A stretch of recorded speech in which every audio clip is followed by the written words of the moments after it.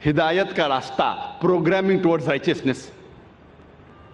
صلاح the programming towards رائچسنس, صلاح رہنمائی اور ہدایت کا راستہ. صلاح ہمیں پروگرام کرتی ہے صحیح راستے کی طرف. اور ہم جانتے ہیں کہ سورہ فاتحہ کے بعد ہم قرآن مجید کی چند آیتوں کی تلاوت کرتے ہیں. مثال کے طور پہ سورہ فاتحہ کے بعد امام تلاوت کر رہا ہے سورہ مائدہ کی آیت, سورہ نمبر 5 آیت نمبر 90, جہاں اللہ تعالیٰ فرماتے یا ایھا الذین آمنو, اے ایمان والو, انما الخمر والمیسر, بے شک شراب اور جوا, والانصاب والازلام, بت پرستی اور پھانسے پھینکنا, رجس من عمل الشیطان, یہ شیطان کے ہتھ کنڈے ہے, فاجتنبوہ لعلکم تفلحون, ان ہتھ کنڈوں سے دور رہو تاکہ تم فلاح پاؤ. یہاں صلاح میں ہمیں ہدایت مل رہی ہے کہ شراب مت پیو, جوا مت کھیلو, بت پرستی مت کرو, پھانسے مت پھینکو, یہ شیطان کے ہتھ کنڈے ہیں, ان سے دور رہو تاکہ آپ فلاح پاؤ. اللہ ہمیں ہدایت دے رہا ہے صلاح میں.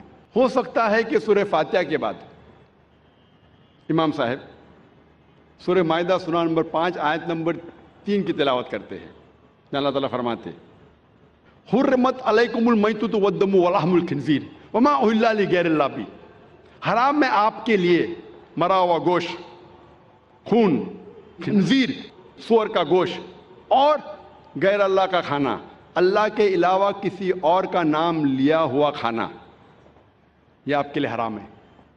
یہاں ہمیں ہدایت مل رہی ہے کہ مرا ہوا گوشت, خون, خنزیر, غیر اللہ کا کھانا آپ کے لیے حرام ہے. ہو سکتا ہے کہ سورہ فاتحہ کے بعد امام صاحب تلاوت کرتے ہیں سورہ بقرہ سورہ نمبر 2 آیت نمبر 188 کی آیت, جہاں اللہ تعالیٰ فرماتے ہیں کہ اپنے پیسے کا استعمال مت کرو جج کو رشوت دینے کے لیے. جو حاکم ہے, جو جج ہے, اس کو رشوت دینے کے لیے پیسے مت استعمال کرو تاکہ آپ دوسرے کا مال ہڑپ کر سکو. یہاں ہدایت مل رہی ہے کہ رشوت دینا حرام ہے.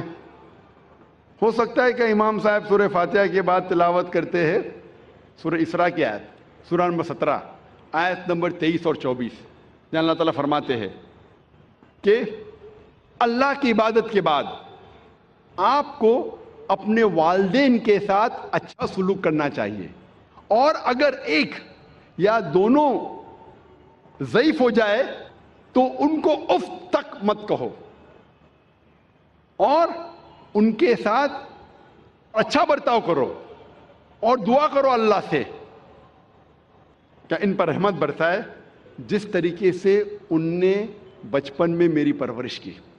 یہاں ہدایت مل رہی ہے ہمیں اللہ سے کہ اللہ کے عبادت کے بعد ہمیں ہمارے والدین کی عزت کرنا چاہیے, اور اگر دونوں میں سے ایک یا دونوں ضعیف ہو جائے تو ان کو اف تک مت کہو, کیونکہ اللہ سبحانہ و تعالی ہمارا خالق ہے, اور وہ جانتا ہے کہ انسان ضعیف ہونے کے بعد ایسے حرکت کرتا ہے جس سے ہو سکتا ہے کہ عام انسان چڑھ جائے.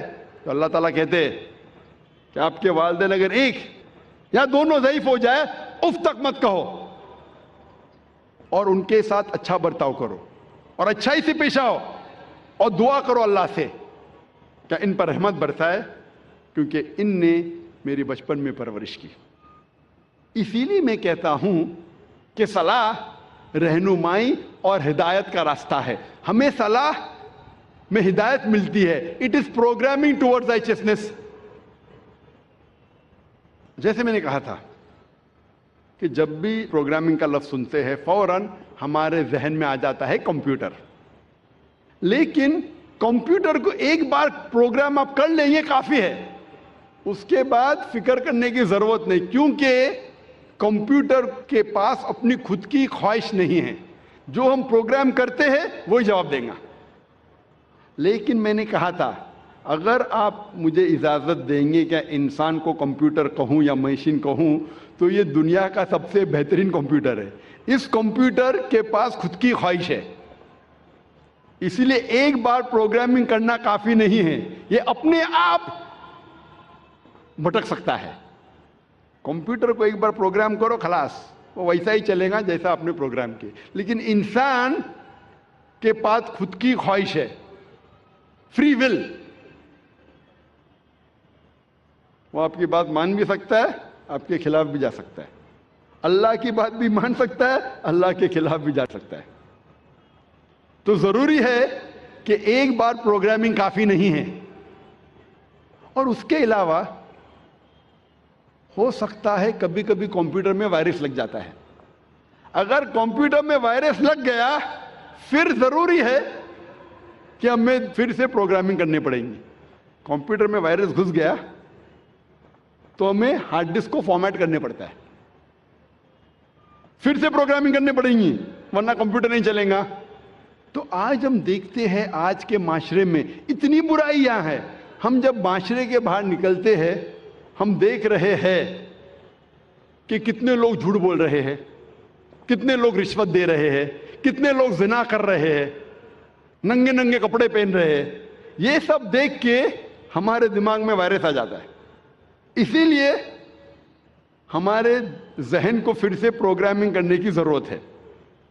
जिस तरीके से डॉक्टर कहता है कि अच्छी सेहत के लिए कम से कम 3 बार आपको खाना खाना चाहिए, उसी तरह अच्छी रूह के लिए हमारा खालिक अल्लाह सुब्हानहू व तआला कहता है कि कम से कम आपको प्रोग्रामिंग करना पड़ेगा 5 बार दिन में। अगर अच्छी रूह चाहते हैं तो प्रोग्रामिंग कम से कम 5 बार।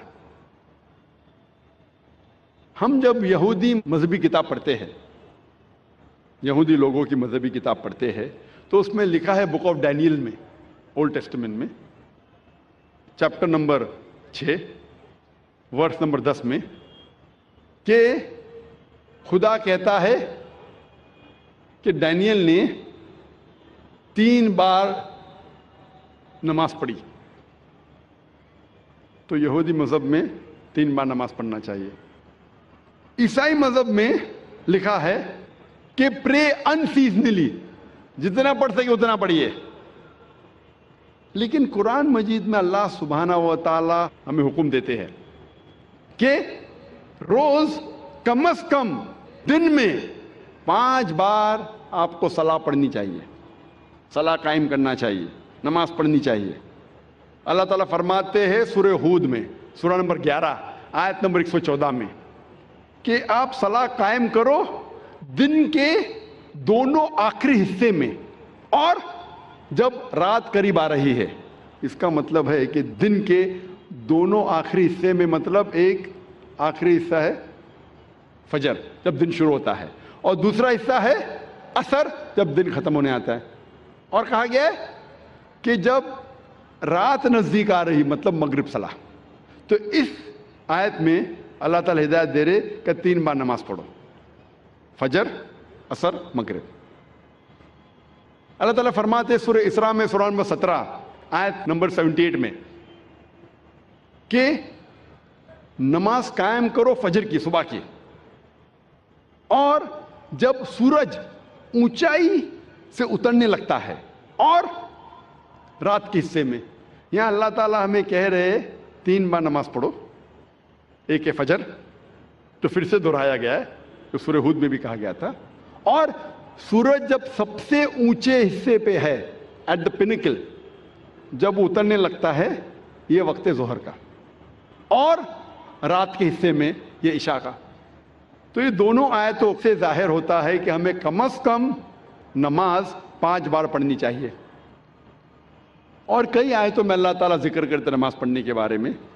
मिसाल के तौर पे सूरह तहा सूरह नंबर 20 आयत नंबर 130 में, और सूरह रूम सूरह नंबर 30 आयत नंबर 17-18 में। हर मुस्लिम को कम से कम 5 बार सलाह कायम करनी चाहिए। एक है फजर, जब दिन शुरू होता है, जब रात में आपको सफेदी नजर आती है, उस वक्त से लेके सूरज निकलने के पहले तक। फिर जोहर का वक्त, सूरज सबसे ऊंचाई पर रहता है जब उतरने लगता है, और जोहर और असर के बीच, या जब आपकी परछाई दुगनी हो जाती है। तीसरी सलाह है असर, जोहर के वक्त के बाद से शुरू होती है और सूरज ढलने से पहले। چوتھی صلاح ہے مغرب کی، سورج ڈھلنے کے بعد سے شروع ہوتی ہے اور آسمان میں لالے ختم ہونے سے پہلے، اور آخری صلاح ہے عشاء کی، جو مغرب صلاح کے بعد سے لے کے نصف اللیل تک، رات کے آدھے حصے۔ یہ 5 وقت کی صلاح ہر مسلمان کے لیے فرض ہے۔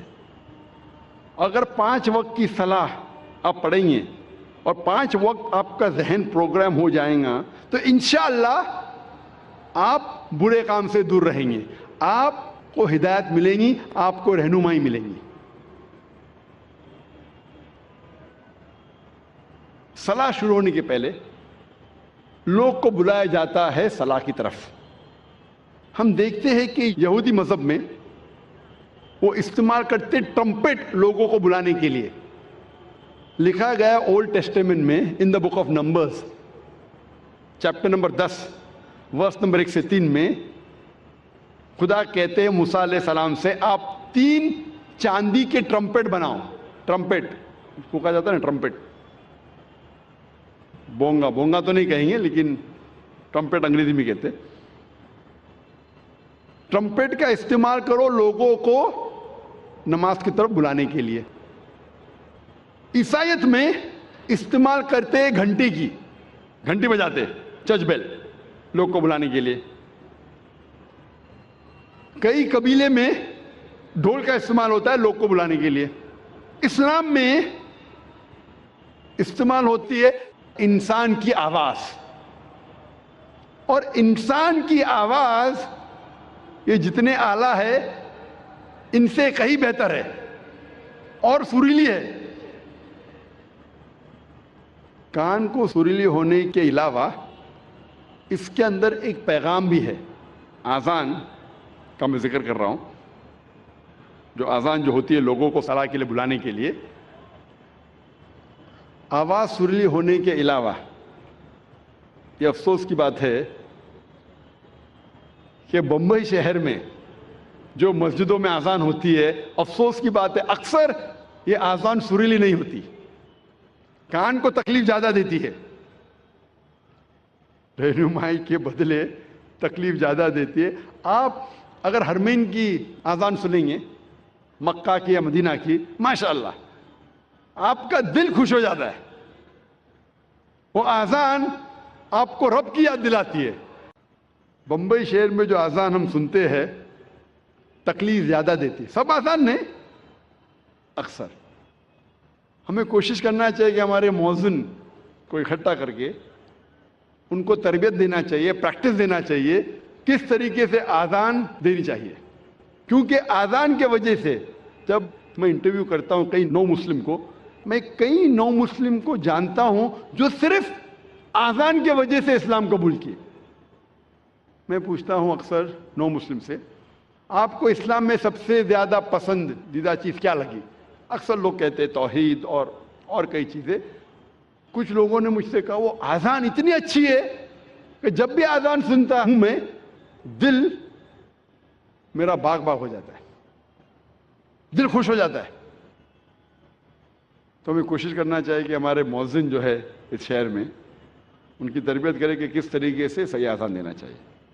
اور جیسے میں کہہ رہا تھا کہ آذان سریلی ہونے کے علاوہ ایک پیغام دیتی ہے ہمیں۔